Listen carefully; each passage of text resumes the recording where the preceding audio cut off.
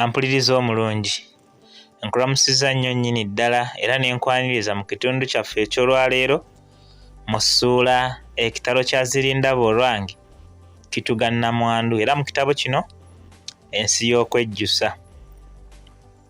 Katono okukujjukizaako we twakomye oluwedde, era twabadde mu ssuula eno yennyini mwe twalabidde nga bangi si banno ne munne Mwesezi basalawo okugenda mu lumbe lwa Muzeeyi Zirindaba Olwange eyali agambibwa nti Mwesezi ye yamutuze, wabula ekituufu tukimanyi nti yennyini ye yeetuga. Nga batuuse twawulidde envuuvuumo zaabo abeekanze okulaba omuntu gwe babadde balowooza nti alina kuba mu nkomyo ng'ate ateereddwa okulya obutaala. Wabula ekitundu ekyo we twakifundikiridde ng'abaserikale basazeeko olumbe okukwata abaali basaanyizzaawo olusuku lwa Mwesezi n'ebintu bye ebirala kw'ossa n'abo abaabadde bavunaanibwa okuwaaba obuyinza amawulire amakyamu, era awo wennyini ekitundu ekyo we twakiggaliddewo. Kanveewo wennyini era nkwongereyo n'ekitundu kyaffe eky'olwaleero mu ssuula eno ekitalo kya Zirindaba Olwange kituga nnamwandu.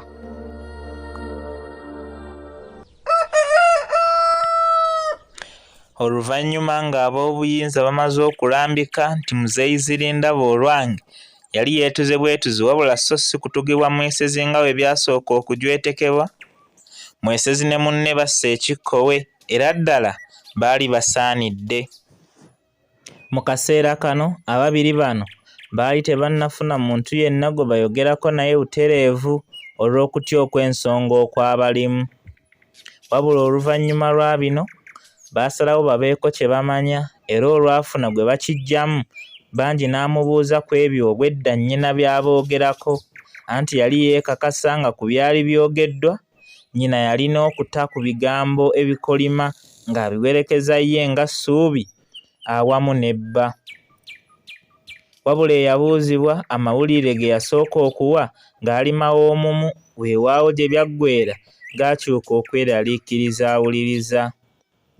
Anti yasooka kutegeeza nga bwe wataaliwo kigambo kya busagwa kyonna kyayogeddwa yali afuuse nnamwandu, ku lw'ensonga nti mukazi wattu olwali okuwulira bba bw'atugiddwa n'azirikirawo okutandika okumunoonyaamu obunoonya olutunnunsi.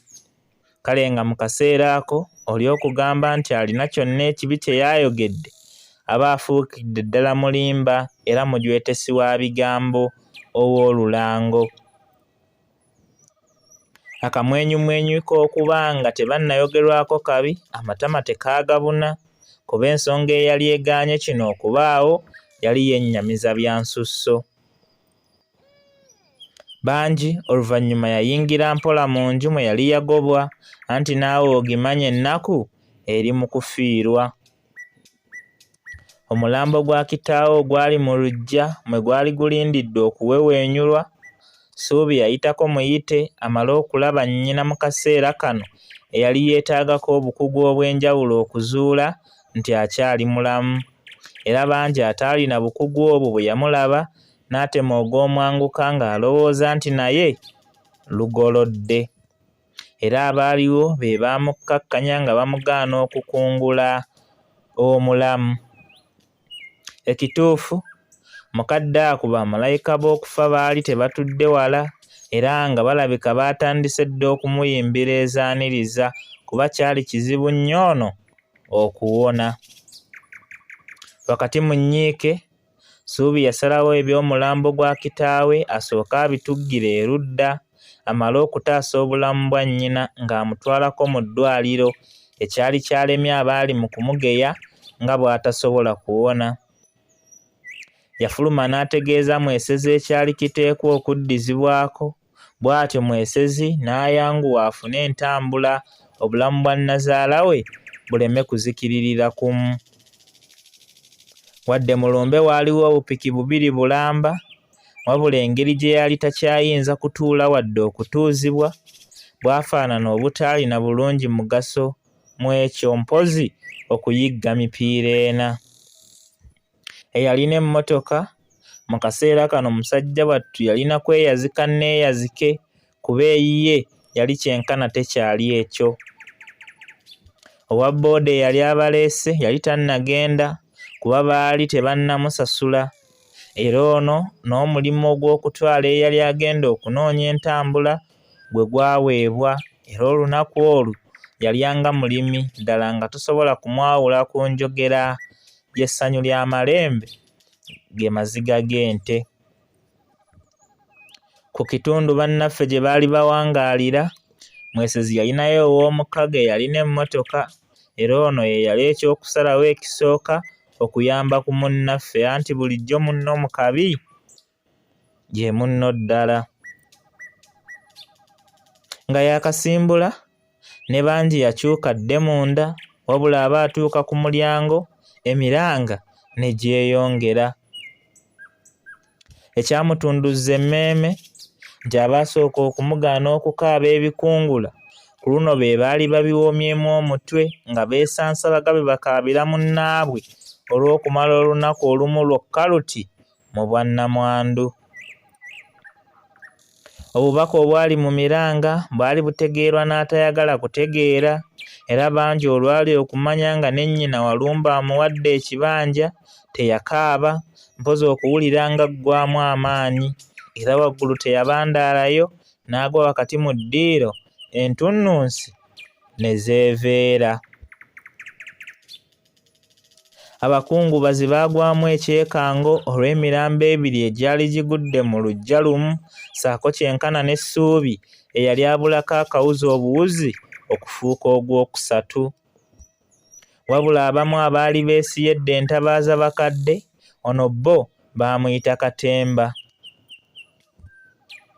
Mwesezi emmotoka yagireeta enfuufu egirya bungu buteesokoola asobole okwanguya nnazaala we mu ddwaliro.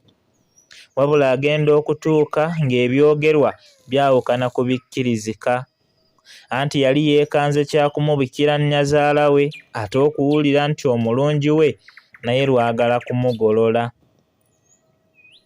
Tewaali kirala mpozi ewaali wagenda okwebasibwa nnazaala we, ate okusalawo yeebasseewo mukyala we, bw'atyo n'agidda mu mitambo, enfuufu n'eddamu n'esiikuulwa buto. Yagenda by'alowooza tebigguka, era buli kye yalowoozanga ne kigaana okumuwa essanyu, ng'akisasulira yeekuba gakonde ku mutwe, ssaako n'okukuba siteeringi y'emmotoka empi gy'oli nti alina gw'agivunaana. Wabula wakati mu bino byonna, ekigere kye yali alinnyisizza ku muliro teyakiddirizaamu, ne byolera ayolekere.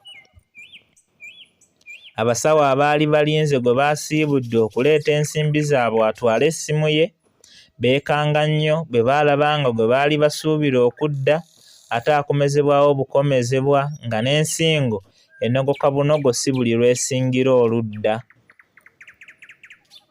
Baayanguwa ne bamuggya mu mmotoka ne bamuyingiza eddwaliro asobole okukolwako embagirawo, wabula nga nabo essuubi ly'okuzza obulamu bwe balina ttono ng'ekisambi kya kaloolo. Mwesezi ng'amaze okuwaayo mukyala we teyaddayo mu lumbe, wabula yasigala wabweru nga yeebuuza ebitaali na kibiddamu.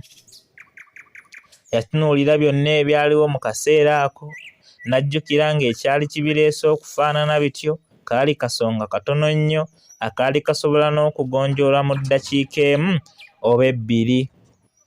Wabula akaali akasonga ke kaali kamazeeko ensi emirembe, era nga ke kavuddeko eminene egyali gimugomosezza, era n'essaawa eyo egyali gikyamutuuza amatiitiiri n'okumusugaasuganya. Anti yalowooza nti senga mukyala we yali yagumye n'ayogera nti omwami oli yali kitaawe, bino tebyandirowoozeddwa nako. Wabula kyali kisusse ku kulowoozebwako obulowoozebwa ne kituuka okulabibwa n'okuwulirwa ateegomba.